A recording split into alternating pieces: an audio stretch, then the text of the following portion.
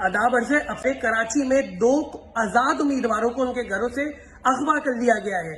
निसार अहमद पंवर जो साबिक रुकन असम्बली हैं और उनके बेटे मोहसिन पंवर, इन दोनों को असला बरदार बड़ी तादाद में लोग जो चेहरे पे नकाब पहने हुए थे, इनके घरों से जबरदस्ती इनको उठाकर ले गए हैं।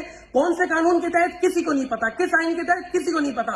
मेरा इलेक्शन कमीशन ऑफ पाकिस्तान से सवाल है, क्या इस तरह मुल्क में इंतखाबात किए जाएंगे?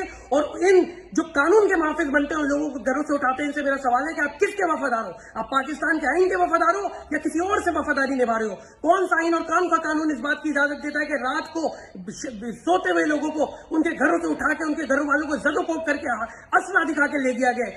कराची के अंदर डाकू, चोर, लुटेरे, उचक्के ये सब आजाद घूम रहे हैं, जबकि आजाद उम्मीदवार जो आवाम की उमंगों को पूरा करने के लिए असेंबली में आकर इस मुल्क के आइन और कानून के तहत काम करने के लिए ख्वाहिशमंद उनको उनके घरों से उठा लिया गया है। फिर for election commission of Pakistan इस बात का नोटिस ले, सुप्रीम कोर्ट जो इलेक्शन कराना चाहता है इस बात का नोटिस ले, पाकिस्तान के तमाम कानूनी इदारे इस बात का जवाब दें कि कौन सा आइन और कौन से कानून की आप पैरवी कर रहे हैं।